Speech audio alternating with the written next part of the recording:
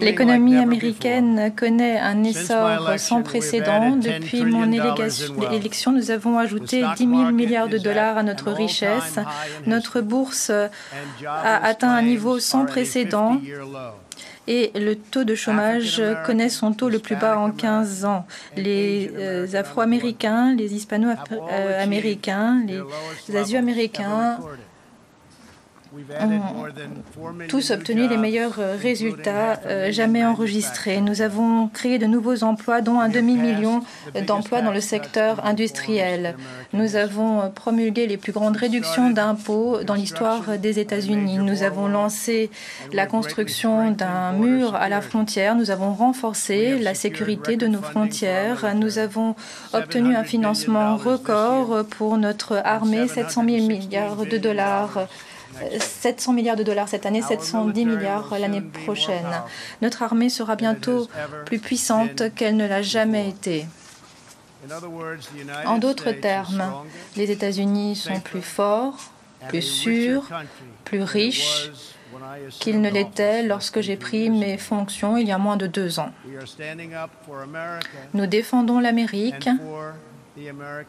nous défendons le peuple américain, et nous défendons également le monde. Ce sont d'excellentes nouvelles pour nos citoyens et pour les personnes éprises de paix dans le monde entier. Nous pensons que lorsque les pays respectent les droits de leurs voisins et défendent les intérêts de leur peuple, alors ils peuvent travailler de concert pour garantir la sûreté, la prospérité et la paix. Chacun d'entre nous ici est l'émissaire d'une culture distincte, d'une histoire riche et de personnes que relient des souvenirs, des traditions, des valeurs qui transforment nos pays respectifs. C'est pourquoi l'Amérique choisira toujours l'indépendance et la coopération plutôt que la gouvernance internationale, le contrôle et la domination. J'honore le droit de toutes les nations dans cette salle à poursuivre ses propres traditions, à défendre ses propres cultures. Les États-Unis ne vous diront pas comment travailler, comment vivre ou comment croire. Nous vous demandons simplement que vous respectiez notre souveraineté. De Bruxelles à Varsovie, en passant par Tokyo et Singapour, j'ai eu le grand honneur de représenter les États-Unis à l'étranger. J'ai noué des liens étroits, des grandes amitiés, de formidables partenariats avec les dirigeants de nombreuses nations dont les dirigeants sont représentés ici, et notre approche a été synonyme de grands changements. En soutenant les pays ici, nous avons pris contact avec la Corée du Nord pour remplacer le spectre du conflit par un nouvel élan courageux pour la paix. En juin, je me suis rendue à Singapour pour rencontrer en personne le dirigeant nord-coréen, le président Kim Jong-un. Nos conversations ont été très productives. Nous avons convenu qu'il allait dans l'intérêt des 2 pays de promouvoir la dénucléarisation de la péninsule coréenne. Depuis cette réunion, des mesures encourageantes ont déjà été prises, des mesures qu'il aurait été bien difficile d'imaginer il y a peu encore.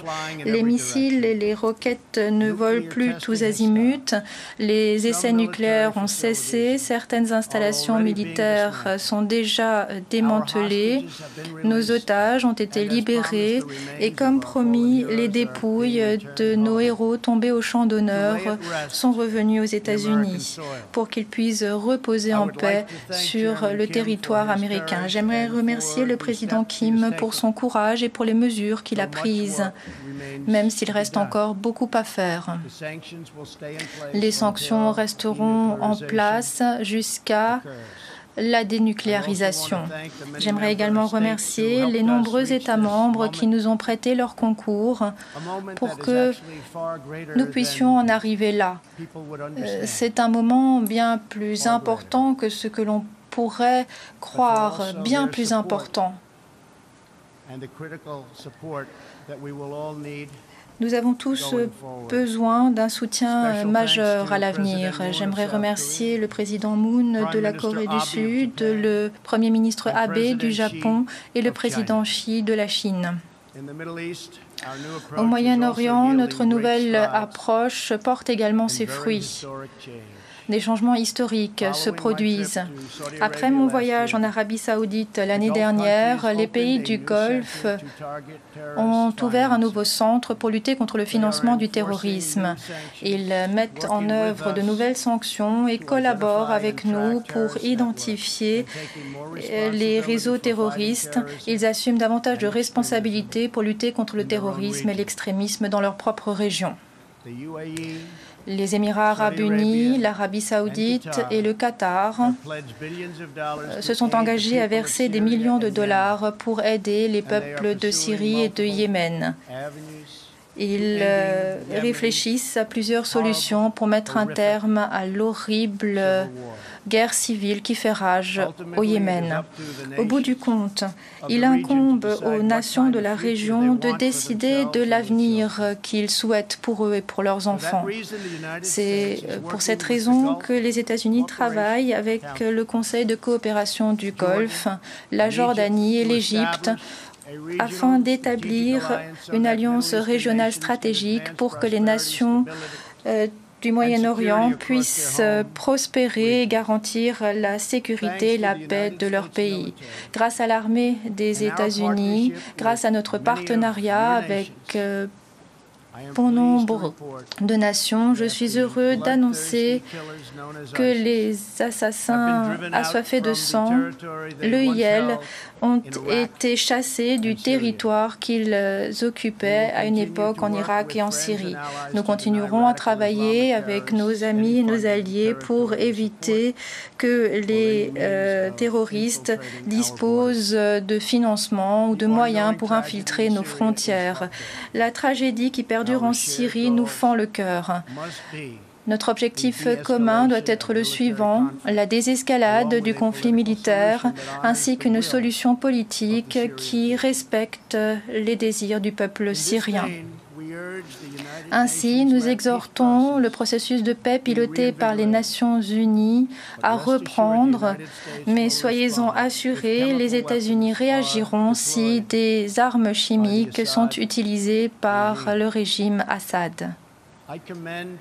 Je félicite le peuple de Jordanie et des pays voisins qui accueillent des réfugiés qui fuient cette guerre civile très brutale. Comme nous l'avons constaté en Jordanie, les politiques pleines de compassion sont déployées pour héberger les réfugiés le plus près possible de leur foyer afin de faciliter leur retour et pour qu'ils puissent participer à l'effort de reconstruction. Cette approche permet également d'utiliser au mieux des ressources limitées pour prendre en charge toute personne dans le besoin. Toute solution à la crise humanitaire en Syrie passe par une stratégie visant à remédier à la situation et au régime corrompu de l'Iran. Les dirigeants iraniens sèment chaos, mort et destruction dans leur sillage. Ils ne respectent pas leurs voisins, ils ne respectent pas les frontières ou les droits souverains des nations. Au contraire, les dirigeants de l'Iran pillent les ressources de leur nation pour s'enrichir et pour semer le chaos au Moyen-Orient et au-delà.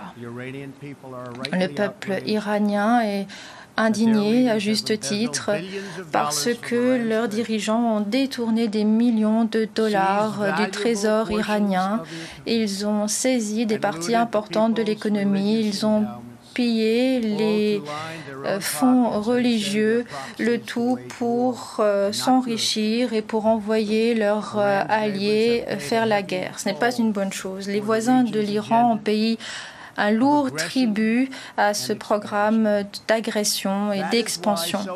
C'est pourquoi tant de pays au Moyen-Orient ont soutenu ma décision de retirer les États-Unis de cet horrible accord sur le nucléaire iranien de 2015 et de réimposer des sanctions nucléaires. L'accord iranien était une manne pour les dirigeants iraniens. Le budget militaire a augmenté de près de 40% depuis la conclusion de l'accord. La dictature a utilisé ces fonds pour créer des missiles à capacité nucléaire, pour accroître la répression interne, pour financer le terrorisme, pour financer le chaos et le massacre en Syrie et au Yémen. Les États-Unis ont lancé une campagne de pression économique pour empêcher le régime d'accéder aux fonds nécessaires pour promouvoir ses desseins sanglants. Le mois dernier, nous avons imposé de nouvelles sanctions nucléaires fortes qui avaient été levées dans le cadre de l'accord sur le nucléaire iranien. De nouvelles sanctions seront imposées le 5 novembre et il y en aura encore d'autres. Nous travaillons avec les pays qui importent du pétrole brut iranien pour qu'ils diminuent de façon conséquente leurs achats. Les principaux soutiens du terrorisme ne peuvent pas être autorisés à détenir les armes les plus dangereuses de la planète. Un régime qui scande « mort à l'Amérique », qui menace l'Israël de destruction, ne peut pas être autorisé à détenir les moyens d'envoyer une charge nucléaire sur une ville quelconque. C'est impossible. Nous demandons à tous les pays d'isoler le régime iranien aussi longtemps qu'il poursuivra ses agressions et nous demandons à toutes les nations de soutenir le peuple iranien qui lutte pour s'approprier à nouveau leur destin religieux et juste. Nous avons pris une autre mesure importante au Moyen-Orient cette année en reconnaissance de la décision par tout État de décider de sa capitale. J'ai déplacé l'ambassade américaine en Israël. Les États-Unis sont attachés à la paix et à la sécurité dans la région, notamment la paix entre les Israéliens et les Palestiniens. Cet objectif peut être promu en reconnaissant les faits évidents. Le réalisme de principe des États-Unis signifie que nous ne nous laisserons pas prendre en otage par d'anciens dogmes, des idéologies discréditées et des soi-disant experts dont on a démontré les erreurs au fil des années, à maintes reprises. C'est vrai non seulement pour les questions touchant à la paix, mais aussi pour les questions touchant à la prospérité. Nous pensons que le commerce doit être juste et réciproque. Les États-Unis ne se laisseront pas exploiter plus longtemps. Pendant des décennies, les États-Unis ont ouvert leur économie, la plus grande économie sur Terre et de loin, avec peu de conditions. Nous avons autorisé les biens étrangers à entrer librement dans notre pays. Or, d'autres pays ne nous ont pas accordé un accès juste et réciproque à leur marché en retour. Certains pays ont choisi d'utiliser le dumping, de subventionner leur secteur industriel, de manipuler leurs devises pour obtenir des avantages injustes. Par conséquent, le déficit commercial des États-Unis a atteint près de 800 milliards de dollars par an. C'est la raison pour laquelle nous renégocions systématiquement de mauvais accords, des accords brisés. Nous avons lancé un nouvel accord commercial entre le Mexique et les États-Unis. Et hier, j'étais avec le président Moon pour annoncer la conclusion du tout nouvel accord commercial entre la Corée du Sud et les États-Unis. Ce n'est qu'un début. Beaucoup de nations dans cette salle en conviendront. Le système commercial mondial nécessite un changement. Par exemple, des pays qui ont été admis à l'Organisation mondiale du commerce, alors qu'ils violent tous les principes sur lesquels cette organisation est fondée. Les États-Unis et bien d'autres nations respectent les règles. Or, ces pays utilisent la planification étatique et les entreprises publiques pour truquer le système à leur profit. Ils se livrent à un dumping incessant, à des transferts de technologies forcés et au vol de propriété intellectuelle. Les États-Unis ont perdu près de 3 millions d'emplois industriels, près d'un quart des emplois dans le secteur de l'acier et 6 000 usines une fois que la Chine est devenue membre de l'OMC. Nous avons enregistré 13 000 milliards de dollars en déficit commercial au cours des 20 dernières années. Mais nous ne tolérerons plus de tels abus. C'est terminé. Nous n'autoriserons plus que nos employés soient des victimes, que notre richesse soit pillée et transférée. L'Amérique ne s'excusera jamais parce qu'elle protège ses citoyens. Les États-Unis viennent d'annoncer des droits de douane pour 200 milliards de dollars supplémentaires pour des biens fabriqués en Chine, pour un total jusqu'ici de 250 milliards de dollars. J'ai beaucoup de respect, beaucoup d'affection pour mon ami, le président Xi, mais je lui ai dit clairement, notre déséquilibre commercial est tout simplement inacceptable. Les distorsions commerciales de la Chine et la façon dont la Chine travaille n'est tout simplement pas tolérable.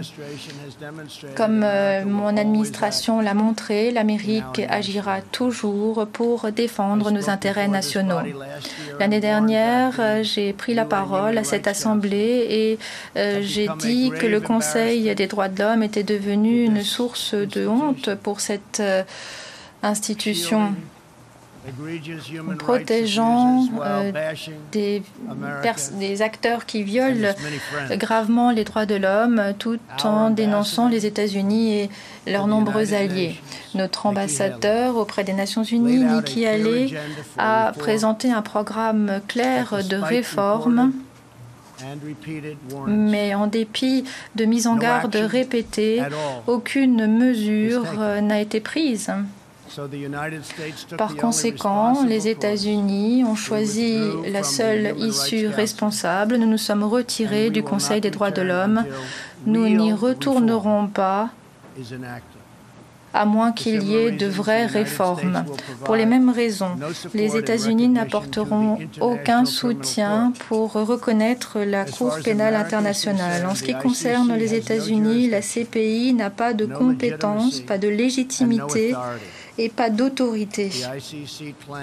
La CPI prétend une compétence quasi universelle pour les citoyens de tous les pays, violant ainsi tous les principes d'équité en termes de justice et de procédures régulières. Nous ne renoncerons jamais à la souveraineté américaine pour une bureaucratie mondiale non élue. L'Amérique est gouvernée par les Américains. Nous rejetons l'idéologie du mondialisme et nous embrassons la doctrine du patriotisme.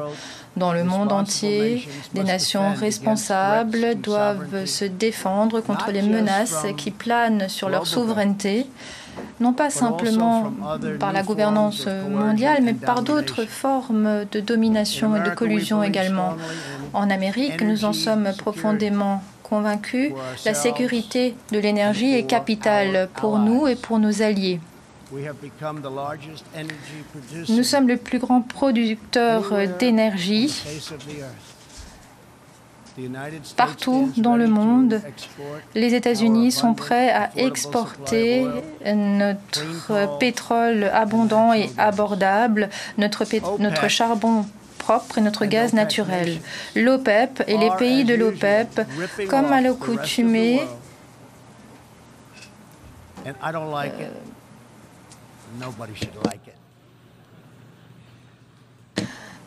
trichent et fait payer le prix fort à toutes les nations. Ce sont des prix très élevés du pétrole qui sont fixés par l'OPEP. Ce n'est pas bien. Il faut que l'OPEP cesse d'augmenter les prix. Il faut au contraire que les prix diminuent et il faut contribuer à la protection militaire dès à présent. Nous n'allons pas accepter ces prix horribles encore plus longtemps. Une nation peut être vulnérable si elle est tributaire d'un seul fournisseur, vulnérable à l'extorsion. C'est pourquoi nous félicitons des pays européens tels que la Pologne, qui a pris la tête de la construction d'un oléoduc baltique pour que les nations européennes ne soient pas dépendantes de la Russie pour répondre aux besoins énergétiques. L'Allemagne va devenir entièrement dépendante de l'énergie russe si elle ne change pas immédiatement de cap. Ici, dans l'hémisphère occidental, nous sommes profondément attachés à notre indépendance. Nous refusons l'empiètement de pouvoirs étrangers expansionnistes. C'était la politique de notre pays depuis le président Monroe. Nous rejetons toute ingérence de nations étrangères sur le continent américain et aux États-Unis. Les États-Unis ont renforcé il y a peu les lois pour vérifier les investissements étrangers en raison des risques que cela peut supposer pour notre sécurité. Nous saluons la coopération avec les pays de la région et les pays du monde entier, des pays qui souhaitent nous emboîter le pas. Vous devez le faire pour votre propre protection. Les États-Unis travaillent également avec leurs partenaires d'Amérique latine pour faire face aux menaces qui pèsent sur la souveraineté en raison d'une migration incontrôlée. La tolérance au trafic d'êtres humains, la traite d'êtres humains, ce n'est pas humain. C'est une chose horrible.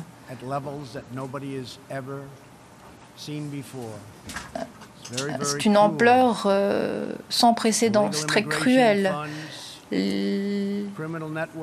L'immigration illégale finance la criminalité organisée, le flux de stupéfiants mortels. L'immigration illégale met en péril les citoyens qui travaillent dur, crée un cercle vicieux de crimes, de violence et de pauvreté. Ce n'est qu'en défendant nos frontières nationales, en détruisant les gangs criminels, que l'on pourra briser ce cycle et établir les vrais fondements de la prospérité. Toutes les nations dans cette salle ont le droit de déterminer leur propre politique de migration en fonction de leurs intérêts nationaux. Nous demandons également aux autres pays de respecter notre droit à faire de même. C'est ce que nous faisons.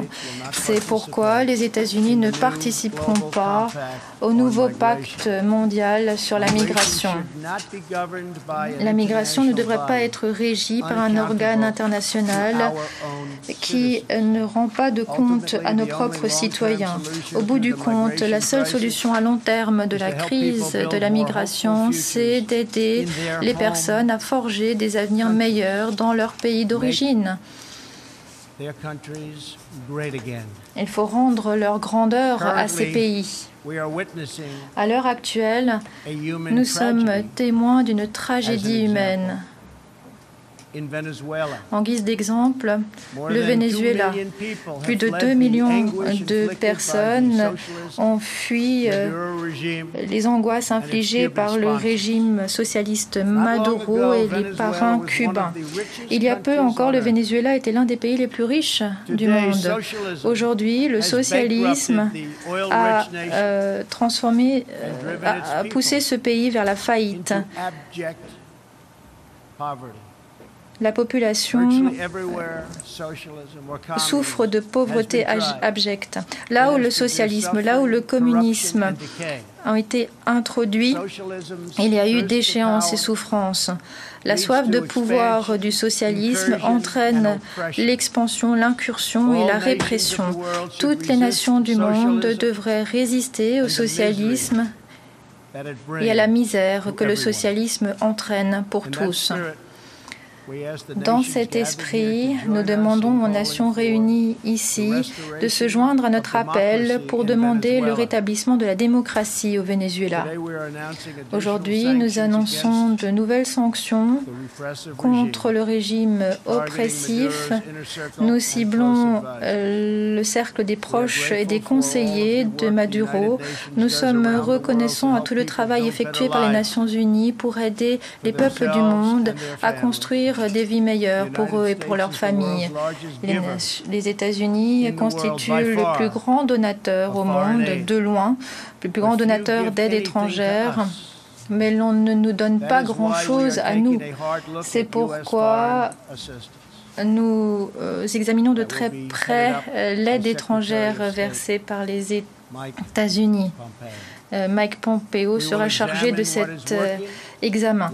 Nous allons analyser ce qui fonctionne, ce qui ne fonctionne pas. Nous allons voir si les pays qui reçoivent notre argent et qui bénéficient de notre protection ont bien nos intérêts à cœur.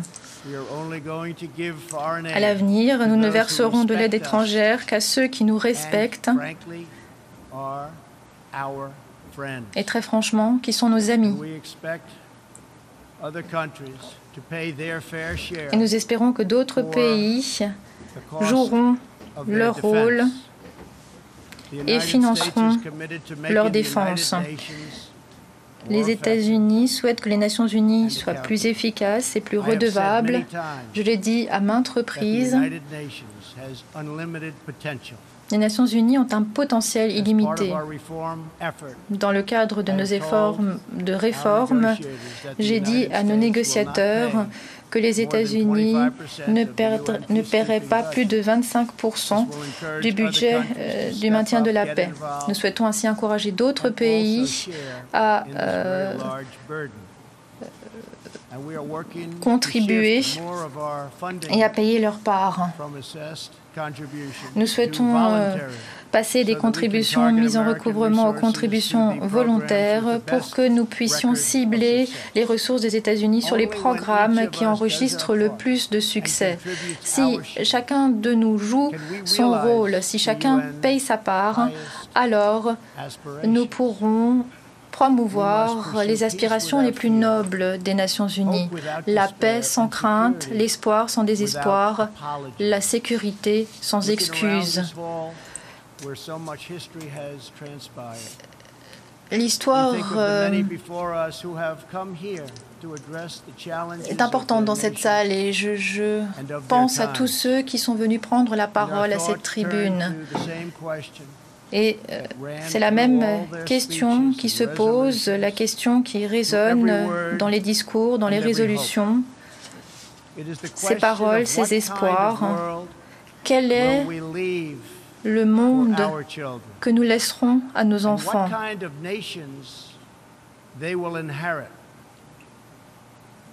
Quelle nation laisserons-nous à nos enfants?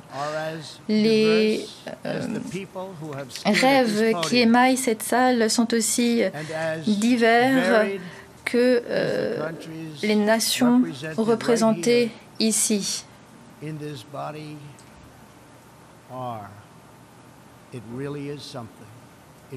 C'est vraiment quelque chose, c'est vraiment une histoire formidable. Il y a l'Inde, une société libre de plus d'1 milliard de personnes qui a su arracher des millions de personnes à la pauvreté et accroître sa classe moyenne. L'Arabie saoudite, où le roi et le prince héritier entreprennent des réformes audacieuses. Il y a Israël qui célèbre fièrement son 70e anniversaire en tant que démocratie prospère en Terre Sainte. En Pologne, le peuple défend son indépendance, sa sécurité et sa souveraineté.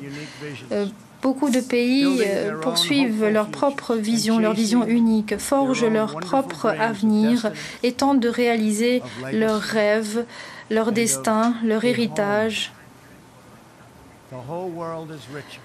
Tous souhaitent un foyer. Le monde est plus riche. L'humanité va mieux en raison de cette formidable constellation de nations. Chaque nation étant spéciale, unique. Chaque nation brillant dans la partie du monde. Il y a des promesses formidables de personnes réunies par un passé commun et œuvrant à un avenir partagé. Les Américains savent quel est l'avenir qu'ils appellent de leur vœu. Nous savons quel est le type de nation que nous souhaitons être. En Amérique, nous avons foi dans la majesté de la liberté, dans la dignité de l'individu. Nous avons foi dans l'autogouvernement, dans l'état de droit, et nous célébrons les cultures qui promeuvent notre liberté, une culture fondée sur des familles fortes, sur une foi profonde et sur une indépendance féroce. Nous célébrons nos héros, nous chérissons nos traditions et surtout, nous aimons notre pays.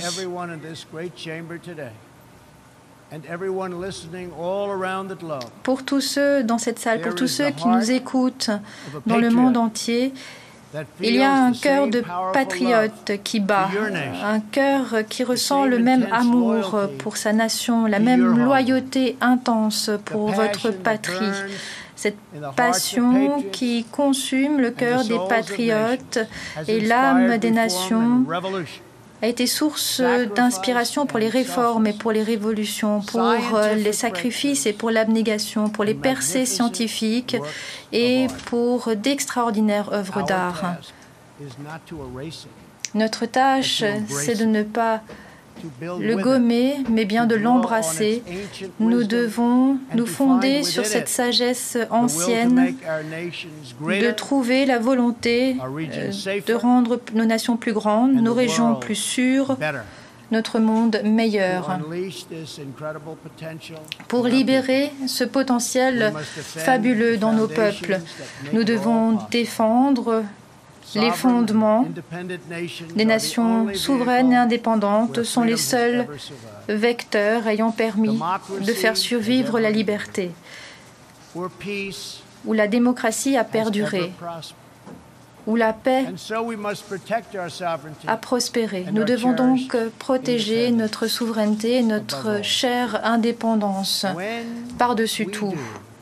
Ce faisant, nous trouverons de nouvelles solutions pour la coopération. Nous trouverons une nouvelle passion pour faire la paix. Cette passion montera en nous. Nous trouverons de nouveaux objectifs, une nouvelle détermination, un nouvel esprit qui naîtra partout. Et ce sera un monde plus beau dans lequel il fera bon vivre. Alors ensemble, choisissons un avenir de patriotisme, de prospérité, de fierté. Choisissons la paix et la liberté plutôt que la domination et la défaite. Réunissons-nous ici et défendons nos peuples, nos nations, pour toujours fortes, pour toujours souverains, pour toujours juste et pour toujours reconnaissant pour la grâce, pour la bonté, pour la gloire de Dieu. Merci, que Dieu vous bénisse, que Dieu bénisse les nations du monde. Merci.